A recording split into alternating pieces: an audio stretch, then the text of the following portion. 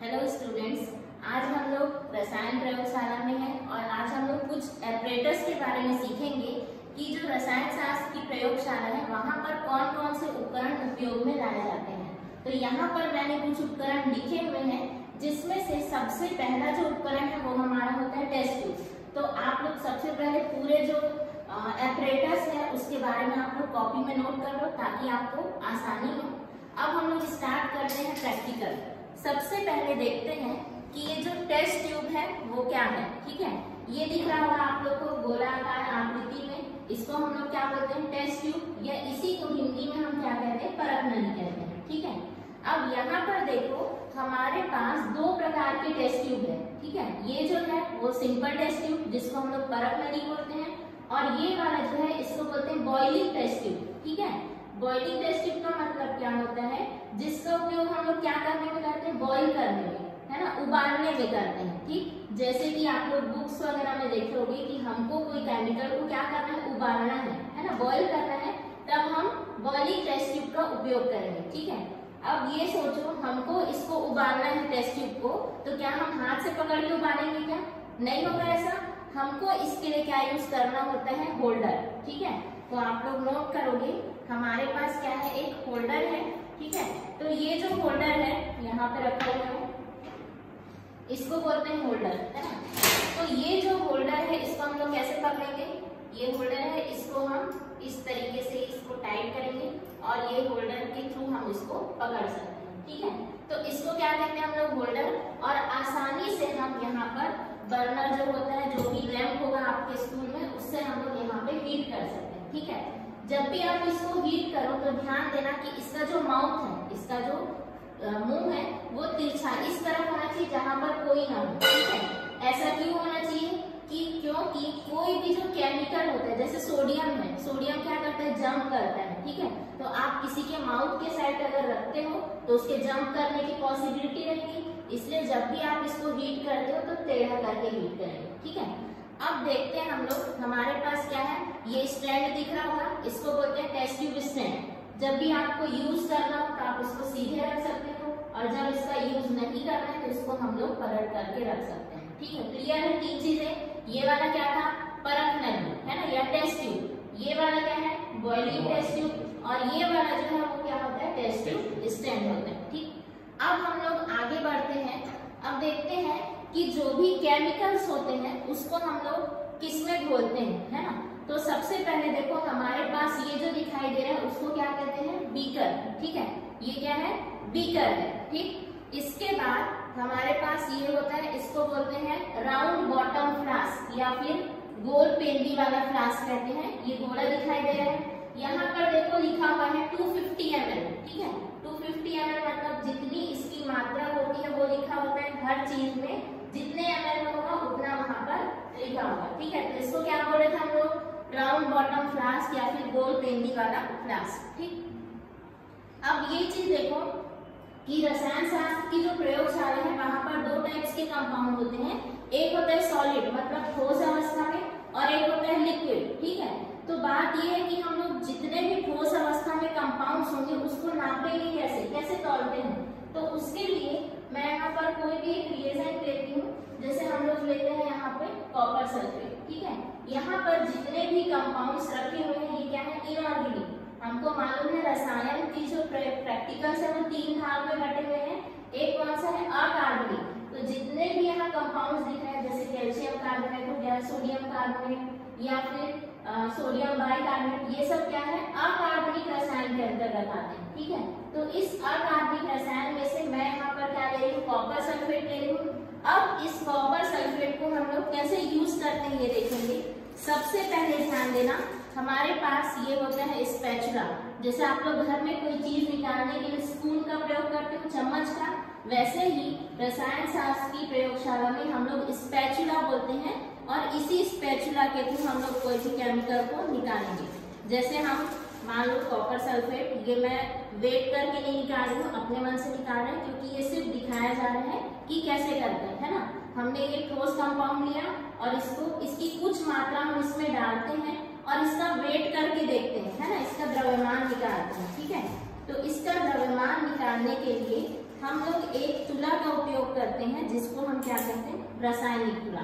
तो सबसे पहले देखो, ये जो कांच का दिख रहा है आप लोगों की टेबल में भी होगा, है ना, आपके पास ये छोटा वाला है, इसको क्या कहते हैं हम लोग, वॉच ग्लास। ठीक है, क्या है ये, वॉच ग्लास है। अब हम इस देखो हमारे पास वॉच ग्लास है। अब इस वॉच ग्लास के जरिए हम लोग इसको क्या कहते हैं, रासायनिक तुला। ठीक है, जैसे सोने चांदी की दुकान में सोना वगैरह तोड़ने के लिए तुला होता है, वैसे ये हमारे पास क्या है, रासायनिक तुला। अब ये जो रासायनिक तुला है इसमें दो पेन दिखाई दे रहे हैं, इसमें से हम एक पेन में क्या रखेंगे, ये जो वॉच ग्लास है इसको रख देते हैं, और दूसरे पेन में हम लोग क्या रखेंगे, इसको कहते हैं वेट बॉक्स, है ना, मतलब इसमें क्या होता है, बाट होता है। ठीक है, अब ये जो वेट बॉक्स है उसको ध्यान से देखो, इसमें हमारे पास जैसे हमने एक साइड अगर सब्जी वगैरह लेते हो तो एक साइड सब्जी रखा जाता है और एक साइड बाट रखते हैं, वैसे ही हम लोग एक साइड केमिकल्स रखेंगे और एक साइड में हम लोग क्या रखेंगे, बाट रखेंगे। तो ये जो वेट बॉक्स है ना, इसमें कौन कौन से वेट है, यहाँ पर हमारे पास है 100 ग्राम का बाट है। ठीक है, वैसे ही 50 ग्राम का भी बाट है, वैसे ही 1 ग्राम का, मतलब बड़े से लेकर के छोटे तक का ग्राम में बॉक्स रखा हुआ है। ठीक है, इसके बाद देखो हमारे पास जब कोई भी केमिकल को हमको मिलीग्राम में तौलना है, ये क्या था, किसमें था, ये ग्राम में था, है ना। जब हमको किसी भी केमिकल को मिलीग्राम में तौलना है तो उसके लिए और छोटा सा बॉक्स होता है और जिसको हम लोग चिमटी की सहायता से उठाते हैं। ठीक है, तो ये जो है वो किसमें है, मिलीग्राम में, है ना, दिख रहा है सबको, ये मिलीग्राम में है, ये जितना भी है, और ये वाला किसमें था, ग्राम में था। इसको हम लोग चिमटी की सहायता से उठाते हैं और इसका उपयोग करते हैं। ठीक है, तो समझ में आ रहा है, हम लोग कोई भी ठोस अवस्था में जो कंपाउंड्स होते हैं उसको कैसे वेट करते हैं, जो हमारा क्या है, रासायनिक तुला है, उसकी सहायता से हम उसका वेट करते हैं। ठीक है, अब देखो साइड में हमारे पास ये रखा हुआ है किप्स एपरेटस। क्या कहते हैं इसको, किप्स एपरेटस कहते हैं। ये जो है 3 भाग में बटा होता है, ये ऊपरी हिस्सा, बीच का हिस्सा और ये नीचे वाला हिस्सा। ठीक है, इसको हम लोग कैसे किस चीज में यूज करते हैं, जब हम अम्ल और क्षार का परीक्षण करते हैं तो वहां पर हम लोग क्या करते हैं, इसमें H2S गैस जो होती है उसको यहाँ पर बनाया जाता है। ठीक है, अब जो H2S गैस है उसको कैसे बनाते हैं, इसमें हम लोग लेते हैं सांद्र H2SO4 और आयरन सल्फाइड का स्टिक होता है, उसको मिला करके हम लोग क्या करते हैं, H2S गैस, जैसे H2S गैस बनती है हम इस पाइप से इस गैस को निकाल सकते हैं। तो इसका नाम याद रखोगे, इसको किप्स एपरेटस कहा जाता है। ठीक है, समझ। अब हम लोग यहाँ पर वेट कर चुके हैं इसको, इसका द्रव्यमान नाप लिया। अब इसको हम देखते हैं घोलेंगे कैसे, है ना। घोलने के लिए हम क्या करते हैं, बीकर लेते हैं और बीकर में हम इसको थोड़ी सी मात्रा पानी की, या हम क्या कौन सा वाटर लेंगे, डिस्टिल वाटर लेते हैं, इसको हम लोग इसमें क्या करेंगे, मिक्स करेंगे। तो हमने बीकर में इसको मिक्स किया और इसको मिक्स करने के लिए हम लोग किसका उपयोग करते हैं, ग्लास रॉड। ठीक है, तो ये हमारे पास हो गया, ये क्या है, ग्लास रॉड। ठीक है, तो हम इसको घोलने के लिए उपयोग करते हैं। ठीक, अब देखो हमारे पास एक नया चीज दिख रहा है, ये जो है इसको क्या कहते हैं, वॉल्यूमेट्रिक फ्लास्क। क्या होता है ये, वॉल्यूमेट्रिक फ्लास्क। इसका उपयोग क्यों करते हैं, आयतन मापने के लिए। इसको हिंदी में हम क्या कहेंगे, आयतन मापी फ्लास्क भी कहते हैं। जैसे कि मैं यहाँ पर बीकर में विलियन बनाई, अब इसको हम लोग मान लो कि मुझे 100 ml बनाना है। ठीक है, तो जब भी मुझे 100 ml बनाना होगा तो हम इस वाले वॉल्यूमेट्रिक फ्लास्क में बनाएंगे, और जब भी मुझे 25 ml का विलियन बनाना होगा तो हम इसमें बनाएंगे। तो ये सब जो है ऐसे ही मिलता है, कोई 25 ml, कोई 100 ml, कोई 250 ml और 500 ml का। तो हमको जितने अमाउंट में विलियन बनाना है हम उतना बना सकते हैं।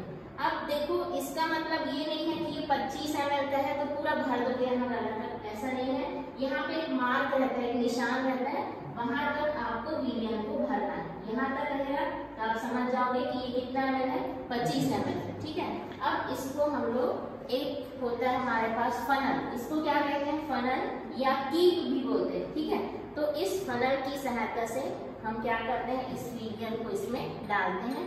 तो हमको जितने अमाउंट का विलियन चाहिए हम उसको बना करके इसको रख देते हैं। ठीक है, इसको हम इसके निशान तक बनाएंगे और बनाने के बाद इसको हम रख देंगे, है ना।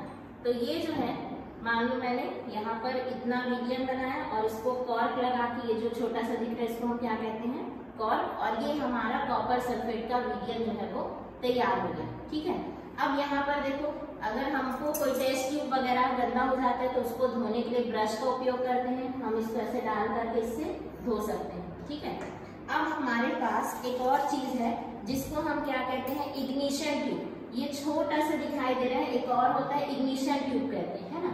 अब ये जो इग्निशन ट्यूब है इसका उपयोग क्या होता है देखते हैं। पहले ये जो है इसको क्या कहते हैं, टंग बोलते हैं। ठीक, दोनों में डिफरेंस है। ये जो था वो क्या है, टेस्ट ट्यूब होल्डर, ये जो है इसको क्या कहते हैं, टंग कहते हैं।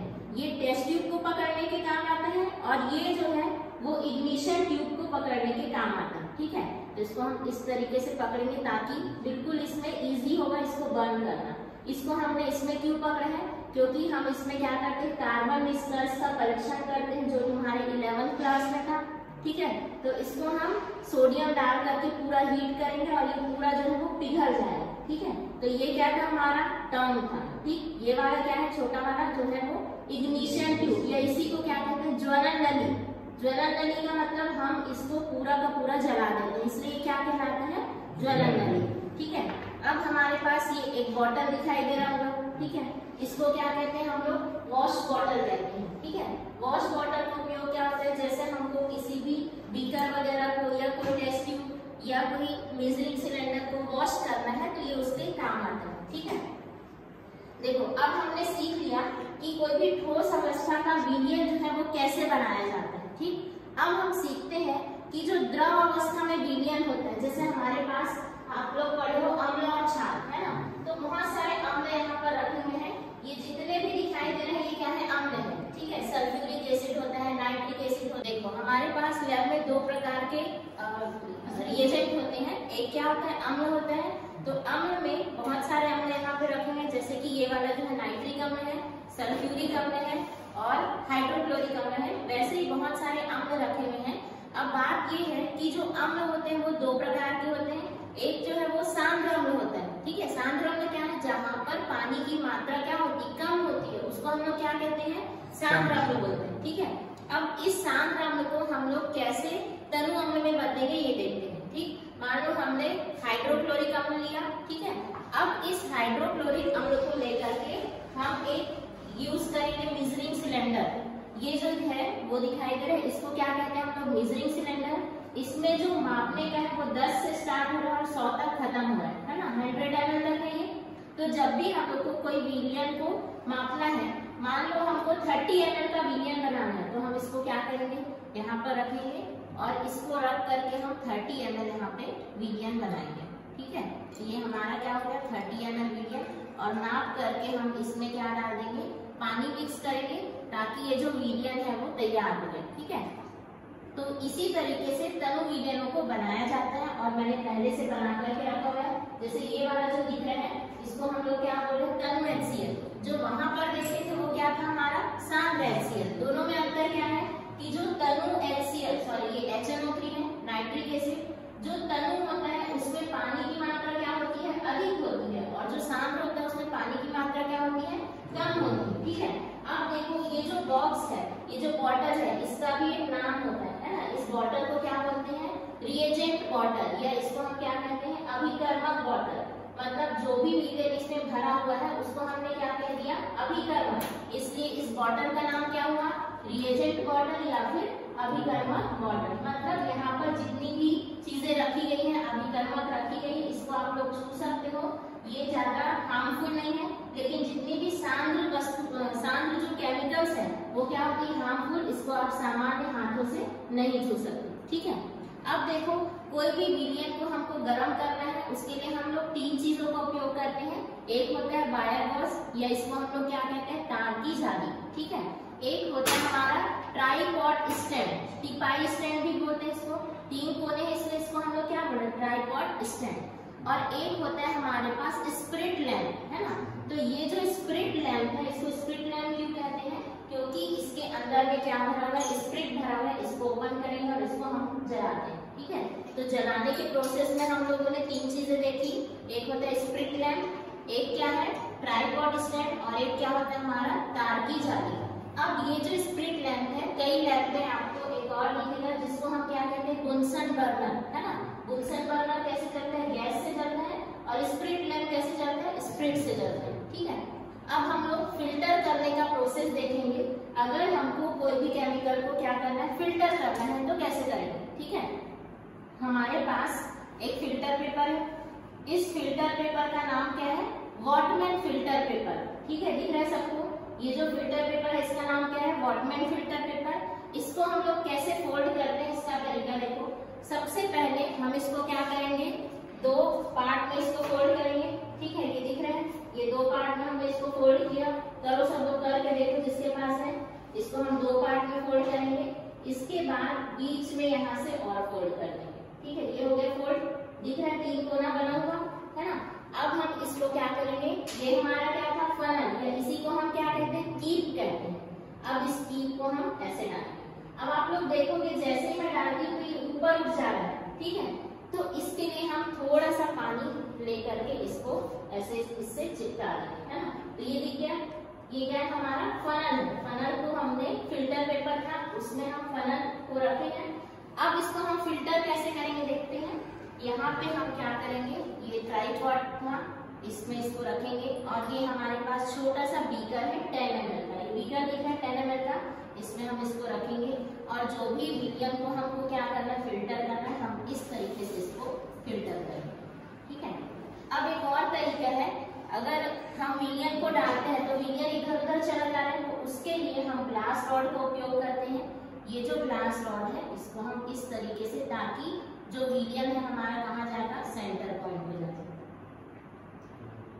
ठीक है, तो इस तरीके से हम लोग क्या करते हैं, फिल्टर। हमारे पास एक भौतिक रसायन में एक प्रयोग होता है जिसको हम लोग अनुमापन कहते हैं, है ना। शब्दों से समझना, अनुमापन मतलब हम इसकी मात्रा को मापते हैं। जैसे कि अम्ल क्षार अनुमापन होता है ना।